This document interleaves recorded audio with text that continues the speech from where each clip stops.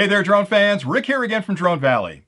Well, today is a really exciting day because DJI just announced the brand new Osmo Mobile 3. Now, we were lucky enough to get our hands on this product a few weeks ago, and I've been out in the field kind of secretly testing it ever since and dying to talk about it on the channel. Well, the good news is they just announced it this morning, so I can give you all the details you'll need to understand just how cool this product is. Now, before we get too deep into that, let me explain how the clip's going to work. In this first section, I'm going to spend a few minutes talking about the key features that have changed since the last generation and really what separates this from every other smartphone gimbal on the market. I'll do some comparisons to the last generation product, the Osmo Mobile 2, which at the time was probably state of the art.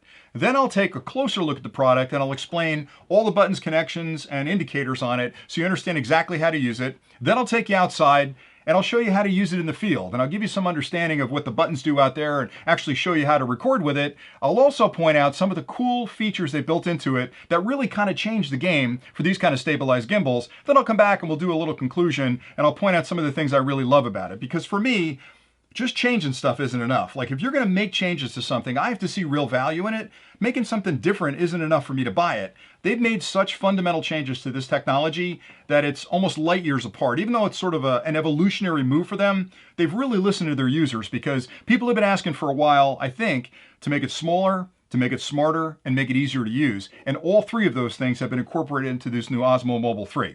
All right, so let's get started with the comparisons. The first thing you're gonna notice is that it folds up. So when you make it smaller, you can't really make it too small because the phone's pretty big and it's heavy, but they folded it. So the engineering team looked at this and said, you know what? It works when it's fully up like that, but when they want to travel with it, why don't we make it so that it's collapsible and they can put it back in their bag and everything locks. So that's a really cool feature because one of the complaints I've had up until now, and I've owned gimbals ever since the first day they were introduced, both dedicated gimbals, smartphone gimbals like this, and even the larger ones like the Ronin SC where I've got my DSLR on it. And the big problem I've got, especially with the cell phone gimbals, is that it's supposed to be portable. And something this big in your bag with stuff swinging around, even though it works really well in the field, there's nothing portable about this. It's such a fragile environment that I'm always worried I'm going to break it or bend it or whatever, so I have to put it in a specialized case to take it along with me. No longer the case. I can actually fit this in any bag I've got, not worry about damaging anything. The other challenge I've had with these is that in the days gone by, see all these knobs on here? If you've never used one of these before, most of them have these adjustment knobs where you got to kind of slide everything to get the phone exactly balanced, and it could take you 5 minutes to set it up. There's nothing spontaneous about that. So I really didn't like the fact that it took me a while to get it set up because the shot I wanted to get was typically now. By the time I get it set up, that could have changed. Everything out there I wanted to film changed. On this one, you balance it with one simple operation, and it's even cooler than that. I can leave the phone in here when I fold it up. So I can sort of look at it, balance it, take some shots at my first location. When I'm done there, I can fold it up, put it in my bag, go to my second location, open it up, and it's already balanced. So it's really moved into the spontaneous environment. One other thing I'll point out is they've designed it from an ergonomic perspective. See how this one is almost upright? This one has a 15-degree turn on it. Now, you wouldn't think that makes that big a deal, but when you're using it in the field for a long period of time, there's this natural bend on your wrist that you no longer have this fatigue of holding it up and sort of fighting your natural hand motion there. So that 15 degrees really makes a big difference. Another thing they did, which was key, is they've reintroduced the trigger on the back. The first generation of this had a trigger on the back, which would give you additional functionality in your hand. So you could do certain things with the back trigger that disappeared on the Mobile 2. And I think they might have done that to lower the cost a little bit or something, but they've changed it now and added the trigger back in. And that trigger gives you so much control over some of the functions that are critical when you're filming out in the field, that I love the fact that it's on there. One other key thing, which may seem like a small detail again, is the charging port. This is a micro USB, which at the time was the standard, but everybody's moved on from micro USB to USB-C, which is now the standard for most electronics out there that are portable. So I love that they added that to it. One other key feature they did was on the older versions here, when you slide your phone in here, your headphone is blocked and your charging port is blocked. So even though you've got this USB-A here where I could charge my phone, I can't charge it and use it. On the new one, the phone sits in there freely. So it looks a lot like the Ronin SC. If you've ever seen the clamp on the Ronin SC, it fits in here completely and the ports are not blocked anymore. So I've got access to the headphone port, and in my case, I'm using an iPhone. I can actually connect, and I'll show you how to do this later, a short cable from the iPhone up to this USB-A connection right here that's buried inside the handle. And when I'm out in the field, I can use the internal battery to trickle charge my phone when I'm filming, which extends my filming time. So they're really smart about how they did it. In addition to that, they've changed the application. So up until now, you've been using the DJI Go application for most of the Osmo Mobile products, and that worked okay, but it kind of felt like clunky, like they kind of added it to the application to accommodate the Osmo. That's all done now. So once they introduced the DJI Mimo application, which is used for the Osmo Pocket, the Osmo Action, you now use that for the Osmo Mobile 3. The reason that's important is because there's a ton of brains inside there that actually make this a lot smarter unit. Two of the features that really blew me away were Active Track 3.0 and gesture control is another one where I can have the thing take pictures just by holding my hand up or start a video recording. But I'll tell you, the addition of the Active Track 3.0, which is I think technology they've adopted from the drone space where they've really built that sort of follow me mode, it's now built into this and that changes the game. And I'll show you how that works in a little bit. You're going to be blown away by it because it's so smart. It's got artificial intelligence built in that once it locks on a person, it's not only looking at their head, which most of the other gimbals out there are searching for sort of a round object. And if a person walks into a crowd, it's like, whoa, which one is the guy? I don't know. It loses you completely. This one's looking at your head, your face, and your shoulders. So the artificial intelligence built in gets smarter over time. The more it watches you moving through a crowd, the better it gets. So it's absolutely rock solid as far as tracking you goes. The other thing is they've improved the stabilization, I think, tremendously in this one. Not that these didn't stabilize real well, but for me, comparing them side by side, and I did a lot of side-by-side comparisons, this one seems to be a lot more stable for me, and it's got a wider range of motion. And it isn't just a physical limitation, it's an electronic limitation where this one had sort of a limit of how far it could turn. This one's got, in some cases, almost double the range of motion over the original Osmo Mobile 2.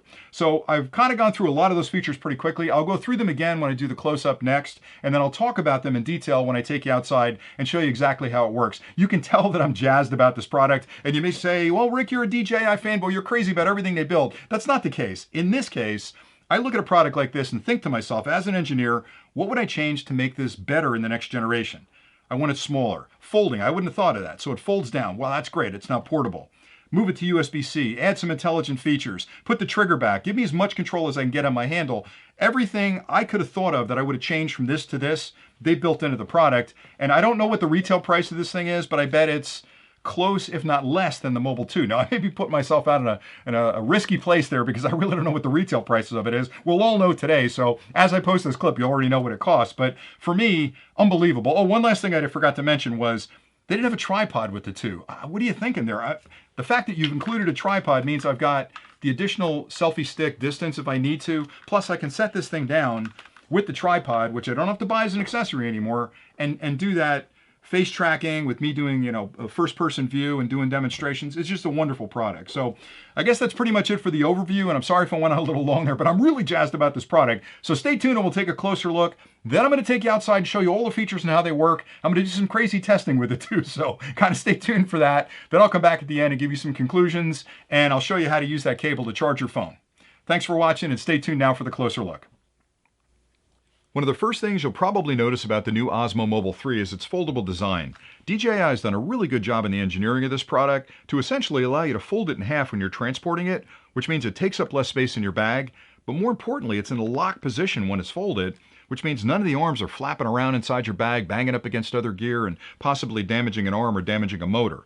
The big problem with most other mobile phone gimbals is that they're fully extended all the time and their arms are loose, so if you throw it in a bag with other gear, there's a pretty good chance you could damage it. If you want to protect it, you could use a specialized bag to bring it along, but then you've got to bring extra gear with you. So I like the fact that they've made this small enough where it fits in every bag and everything's locked in place until I need to use it.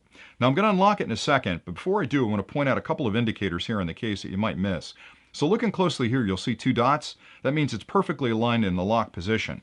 2 more dots up top here.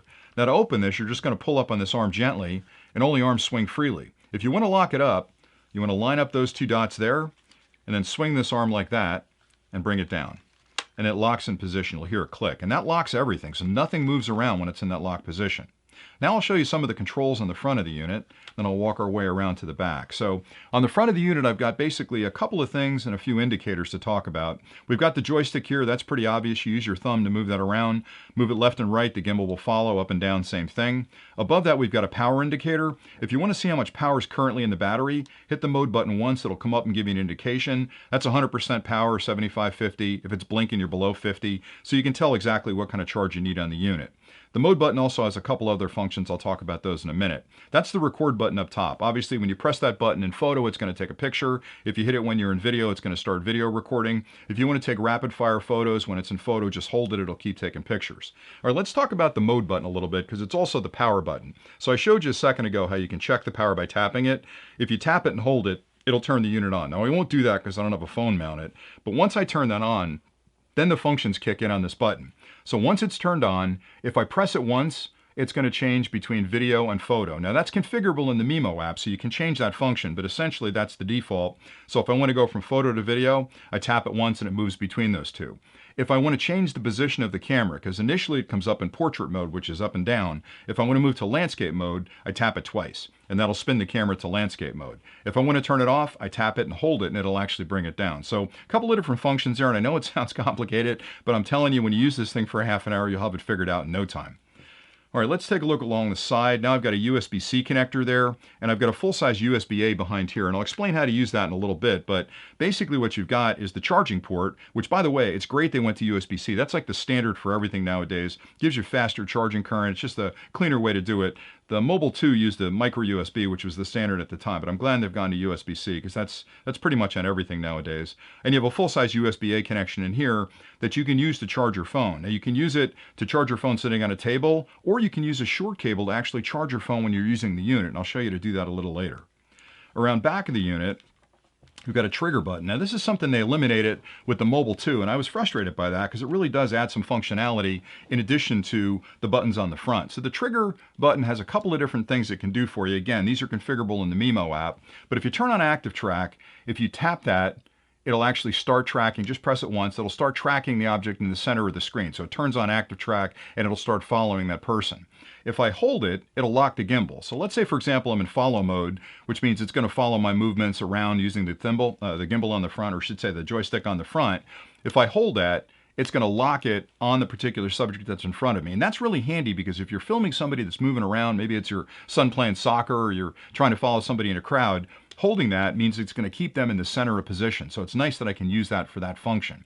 If I press it twice, it'll recenter the gimbal, which is something I always do before I start recording. If I press it twice and hold it, I'm going to enable sport mode. Now, sport mode's a new feature on this product, which means the gimbal is going to move a lot faster and is really, really handy if you're at a sporting event. So that's something I've used quite a bit. And then the last function this has is if you hit it 3 times quickly, it'll switch from the front camera to the back camera. So if you want to get into selfie mode, you tap that 3 times, it'll actually flip the camera and be pointing towards you. Okay, on this side of the unit, we've got a zoom button, so I can go tight or wide. And again, the Bluetooth connection from this to your phone is what controls that. But if your phone can do zoom, this is going to work great. So you've got pretty much all the controls you need, finger on the back, and you've got controls in the front to make all those adjustments necessary. A couple of things I want to point out. Obviously, there's a 1/4 inch threaded connection on the bottom. One thing that they did, let me close this up so I don't bang it. One thing that DJI did with this, which I think is really great, and they didn't do it for some reason on the Mobile 2, but they include a nice tripod which screws on the bottom of the unit. So it makes it really easy for you to use this out in the field. You can set it up and do selfies or do FPV kind of stuff. So kind of nice, 1/4 inch 20 on the bottom. There's a spot here for a lanyard as well, so you can actually put a lanyard on there, put it on your hand, and you're good to go. One other thing I didn't point out that I really think is important is they've changed the ergonomics of this too. The grip is about a 15-degree tilt down, which is way more comfortable. The other gimbals were straight up and down, and you kind of tilted your arm, so there's a lot of fatigue on your wrist. Having that 15-degree tilt on there really makes it a much more comfortable environment to actually use this thing. Last thing I'll talk about is they did change the way this grips your phone. This looks a lot like the way the Ronin SC is set up with the ability to grip that phone. And really nice job. It'll hold really big phones really securely. And again, it spins either direction. And I'll explain how to do the balancing in a couple of minutes when I go through the next section. But that's essentially it from a closer look perspective. And again, as an engineer myself, I look at this and I think, the team that worked on this sat down and said, what can we change to make this more accommodatable to people out in the field? Things that they want to do, how can we make it more comfortable? How do we make it more compact? And I think they've done a really good job in the engineering to make those changes to really provide a big differential, if you will, between the Mobile 2 and most of the other mobile gimbals that are on the market today. So stay tuned and we'll talk a little bit more about some of the features, and I'll show you some use out in the field. I'm outside on a beautiful Saturday afternoon to show you some of the basic functions of the brand new DJI Osmo Mobile 3. Now before I get too deep into that, I wanted to take a minute to show you how to properly mount and balance your phone. Because even though you can probably just slap your phone in the unit, power it up and start recording, if you don't balance it, it means the unit's going to have to work harder than it should to maintain that stabilization, which means the motors are working harder, they're getting warmer, they're drawing more current, you're going to get less battery life out of it. So taking an extra minute to balance it means you're going to get a better operation overall. And really balancing the unit is so simple. In previous models, you had a lot of knobs and buttons and things you had to fiddle with to slide things around to actually get the balancing correct, and it could take you up to 5 minutes to get started. With this one, there's one simple step, and I'll show you how to do that now. So I've got the unit in the lock position. The first thing you'll do is open it up so all the arms swing freely. Now once it's loose, you want to look at the mount, and on the mount there's a DJI logo. You want to make sure you can read that DJI logo. So I like to have it so that I can actually read it. Now I'm going to mount an iPhone in there. When I mount the phone, I have a couple of options on how I'm going to mount that. I could mount it this way or that way. I like to mount it with the power connection facing the arm. So just lay it in the mount like this, open the clamp far enough to accommodate the phone, and kind of eyeball it up so it's roughly in the center of that mount. Then the adjustment is this. This is the only adjustment you have to make to balance it. You'll hold both of these motors right here, and you'll let it swing freely in the front. Now you can see that it's heavy on that side. It's actually dipping down on that side, which means I've got to push it this direction a little bit. So I'll slide it ever so slightly that way and check it again. Okay, it's still a little heavy on that side, so I'll go a little further. Oh, a little too far. I'll pull it back just a tiny bit. All right, so we're pretty much set. That's good. And that's as close as you got to get it. Once it's balanced like that, it's swinging freely and pretty much finding its center. At that point, hold the bottom. And on the front, you've got 3 controls. You've got the joystick, a mode button, and you've got the record button above it. To turn this on, you'll push and hold the mode button. It'll take a second. Then the unit will spring to life and it'll come up in portrait mode. At this point, you can unlock the phone and you can bring up the Mimo application. Now be careful when you're tapping on the screen because it's already powered up and it's trying to compensate for any kind of movement. So if you're jamming away at that screen, it's going to have to work to keep that camera balanced. But right now the Mimo application is up, and because I've synced this up already over Bluetooth at one time, it knows that the Bluetooth is there, it knows the Osmo Mobile 3 is there, and it actually syncs up every time. So we're actually up at this point, and I'm in recording mode. You can tell because it's got a red dot down the bottom, and you can see that I'm already pretty well balanced out there, and I've got it in follow mode, which is going to keep the camera stable and keep it pretty much in line with anything I pointed at. So as I pan it across, it's going to keep it nice and stable and keep up with me. Now a couple of adjustments you can make on this. Right now I've got it in portrait mode. If I want to move to landscape mode, I tap this twice and it actually moves to landscape mode. And again, does a real good job, let me get that out of the way, does a real good job of keeping the camera stable. And I can adjust up and down as well as left and right using the joystick. Now you'll notice it's moving really slowly, and that's because I don't like really fast jerky motions across the field of view. And in the Mimo application, you can adjust that to be very aggressive or you can make it a little slower. I like it sort of a little slower because panning across that field like this just gives me that buttery smooth pan that I like. It's very cinematic to do it that way. Now if I'm filming a soccer game or something where there's a lot of movement, I may crank that up to go faster, and you can actually put it in sport mode where it's going to move really, really quickly. But for me, I like it somewhere in the middle, maybe a little bit slower than average. All right, so there we go with that. Now if I want to start recording, I hit the record button up top. You'll see that light change, and I'm actually in recording mode now. And again, I can do the pan across the field and get a beautiful shot of that landscape across the way. And you can see how it's holding that horizon very steady. All right, let me stop the recording. If I want to move back to picture mode, I tap the mode button once. That button now moves into photo mode, it turns white. If I hit the record button, it'll take a picture of whatever I'm looking at. If I want to recenter the gimbal, there's a trigger on the back. If I hit that twice, it'll actually recenter the gimbal and pull me back right in front of me. If I want to go into selfie mode where it's actually using the front-facing camera, I hit that back button 3 times really quickly, and it moves to selfie mode. Now you can see me, there I am. So as I'm moving through this, you can see that it's stabilized footage for me. It's capturing all the scenery behind me no matter which way I hold it. And it's in follow mode, so it's going to keep me in center of the frame there. So let me go back out to that view.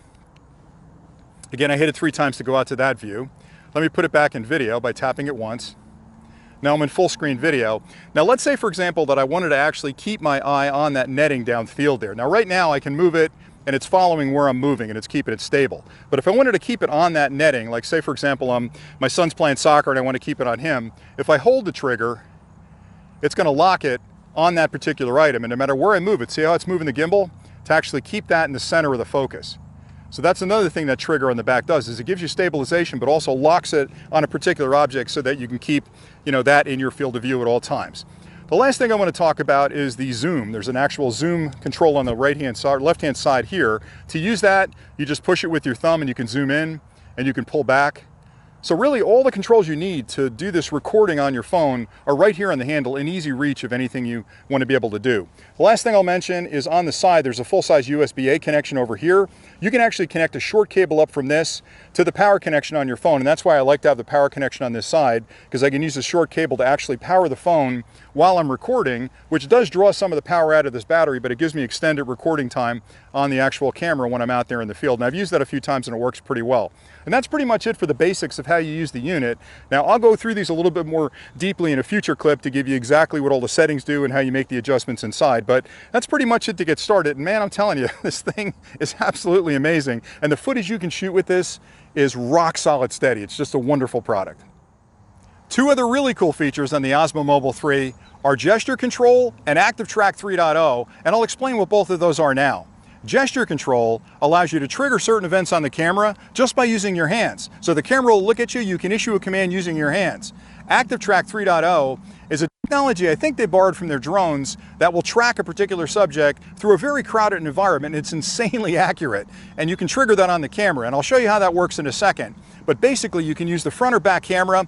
Once you draw a box around a person, they can weave in and out of a crowd and it's going to find them because it's looking for their head, their face, and their shoulder, so it's incredibly accurate. Now what I've done here is set up the Osmo Mobile 3 on a tripod. I've got it in the mode where it's looking for a gesture, so once I give it the gesture, it's going to let me know it's got me in the center of the frame, and then I'm going to move around like crazy to try and fake this thing out, and you'll see just how spooky accurate it really is. All right, so let's give it a try. So I'm holding up the gesture. Hopefully it'll recognize that. And the minute it sees that gesture and recognizes it, it'll flash the light on the back and we'll know that it's recognized that gesture. Okay, it's got me. Now I'm moving slowly to the right. You can see how it's tracking me. Now I'll move a little bit to the left. Maybe I'll dip down a little bit, keeping me in frame. Now I'm gonna move really quick. Okay, I'm way out of frame over here. Now I'm gonna move way over here.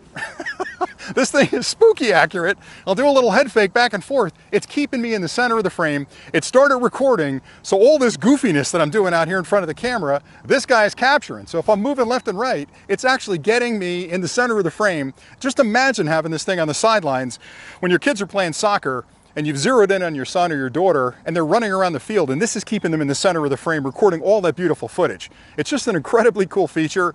And when I'm doing sort of FPV, first-person view kind of videos out in the field like this where I'm demonstrating a product or something, I don't have to worry about the framing. I know that the camera's going to keep me in the center of the frame, keep whatever I'm showing you in the center of the frame, and just give me the best possible video. So both of those features are absolutely awesome, and I use them pretty much every time I have the Osmo Mobile 3 out in the field. All right, we'll take a walk down the lake. Now this path is pretty choppy here, a lot of gravel, so it'll be interesting to see how stabilized the footage is. And again, this is one of my favorite places to come because it's so nice and quiet, and it's just a gorgeous lake. Walk out to the end of the dock here. Beautiful day. Look at those puffy white clouds, and the water on that lake is like glass. So I'll do a pan left and a pan right, and boy, you can't do much better than this, being out in nature. And if I'm having a rough day at work, I just drive down here and sit down for a few minutes and drink in all this beauty, and boy, I'll tell you, everything seems less important. So there's a nice shot of the lakefront, and again, stabilized footage. Now I'll walk backwards back up that path to see if maybe walking backwards it's a little bit jumpier kind of footage we get from that. Beautiful setup. All right, here we go backwards. So we're walking back up that dock. Give you a perspective as we walk up. Now if I trip, this will be hilarious. Hopefully I won't.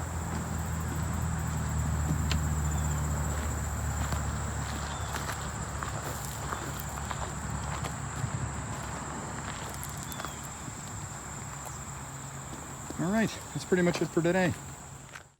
In this last section, I'd like to share some final thoughts on why I think DJI has something pretty special with their brand new Osmo Mobile 3.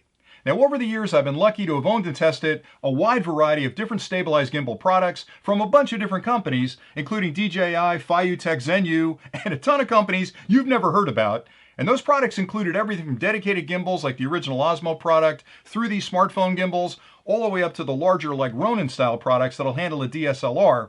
And if I look at the high end and I look at the dedicated, those are a different category completely when I compare them to these kind of stabilized gimbals for your smartphones. When you get into this category, they all start looking the same after a while. So when DJI called me and said, Rick, we've got a brand new Osmo Mobile 3 coming out, would you like to test it?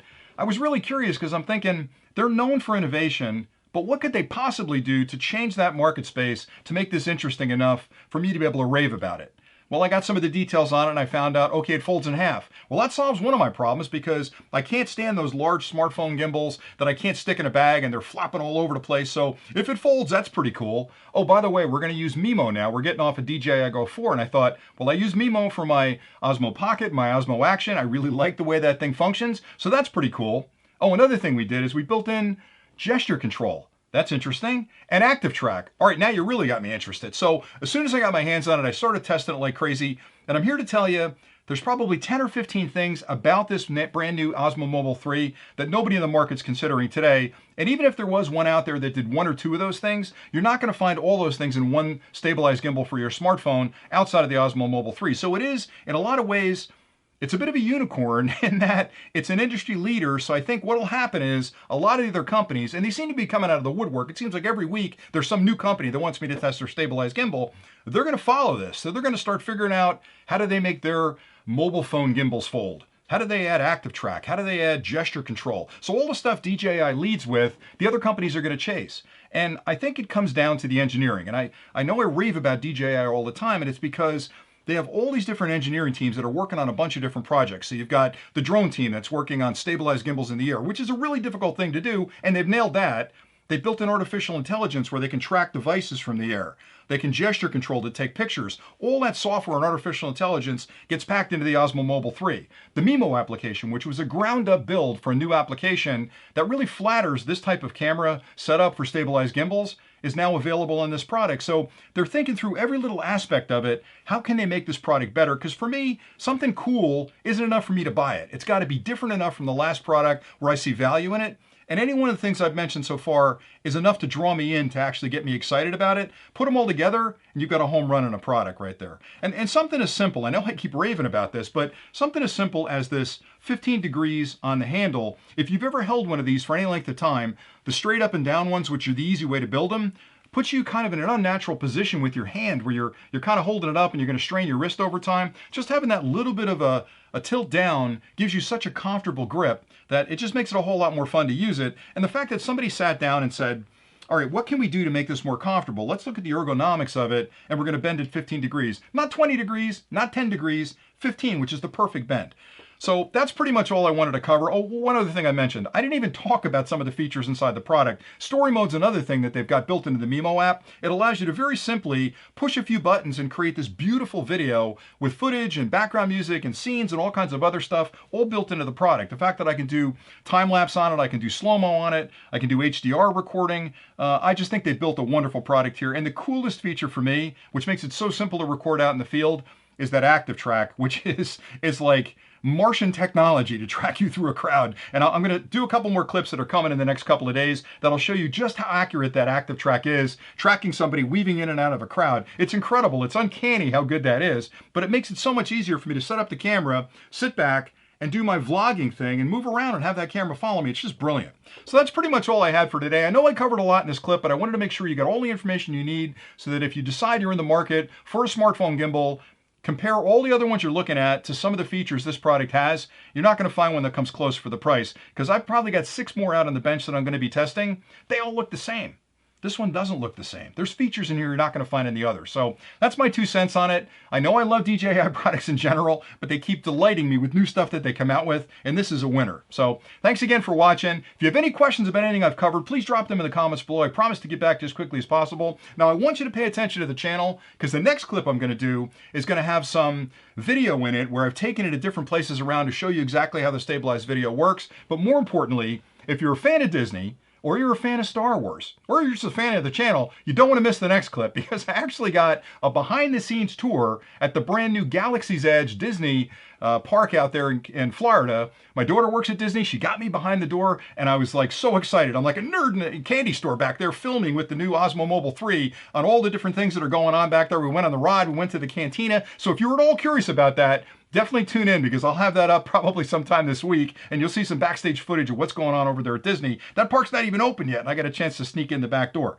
Anyway, that's all for today. If you haven't subscribed to the channel, please hit that subscribe button down there and join the Drone Valley family. I have a ton of cool content coming. You're not going to want to miss any of it. Oh, I mentioned this cable. So I put this cable in there to show you how that works. And I've got links below for the Osmo Mobile 3. I've got links below for that cable, a bunch of other stuff that I used. The actual mounts that I used for testing it are in there. So if you need any of that stuff, just check the links below. You can buy it from our store and support the channel. But anyway, thanks an awful lot for watching. I hope you find value in these clips. I love doing these kind of clips because I'm a nerd and I love talking about technology. So thanks again for watching.